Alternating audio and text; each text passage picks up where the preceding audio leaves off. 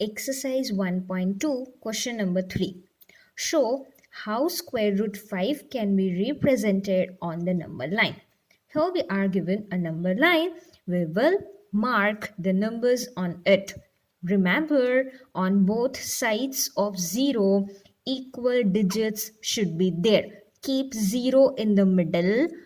Positive numbers and negative numbers should be equal on both the sides. Now let us consider a right angled triangle to represent this irrational number. Okay, this is square root 5. This point we will consider as 0. Here we'll write it as origin O. This we can name it as B. This we will name it as C.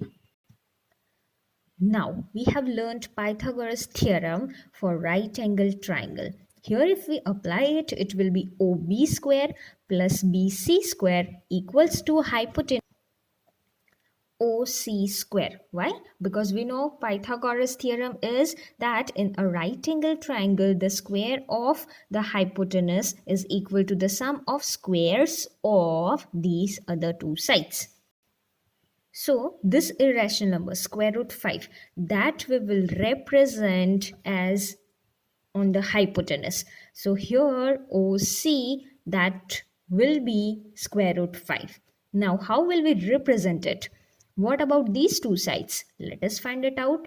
If we apply Pythagoras theorem here, what it will be? It will be OC square is equal to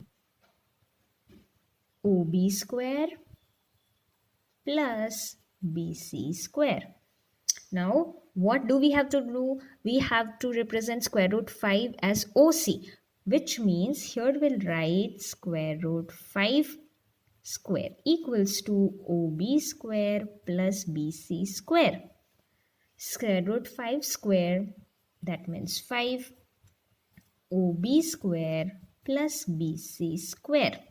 Now, what number we will take here as OB and BC so that we can get some as 5. We will write it equals to 2 square plus 1 square. Why? Because 2 square is equal to 4 plus 1 square is 1. 4 plus 1 is equal to 5. Which means now we have OB as 2, right? And BC as 1. Okay? OB square is 2 square, which means OB is what? 2.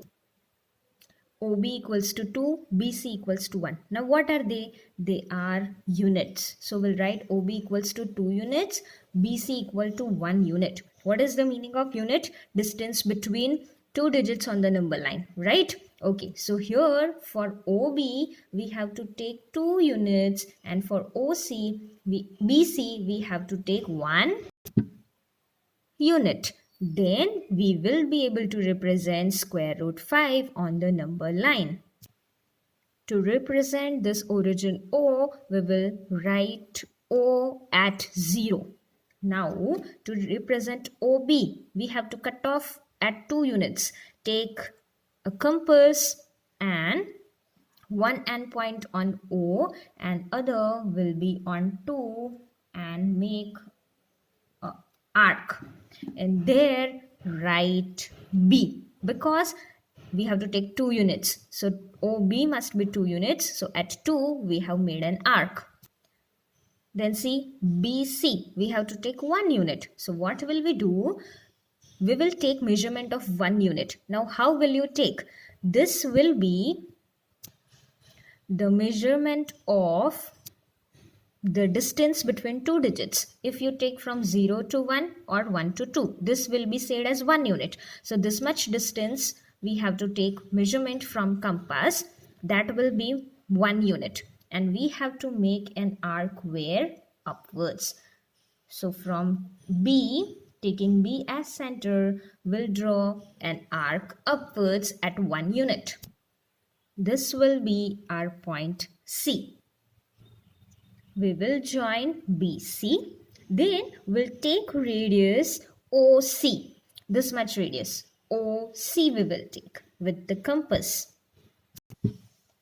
By taking this much radius OC, we will keep OS center and we will draw an arc on the number line. What did I do? I took radius OC, I kept OS center, and I have drawn an arc on the number line. So this will be our point D. So we will write here square root 5, and OC, that radius we have taken and we have made an arc on the number line, which means this arc represents square root 5 on the number line. We were asked to represent square root 5 on the number line. Here we have represented it by point D. D point is square root 5. So this is your question number 3.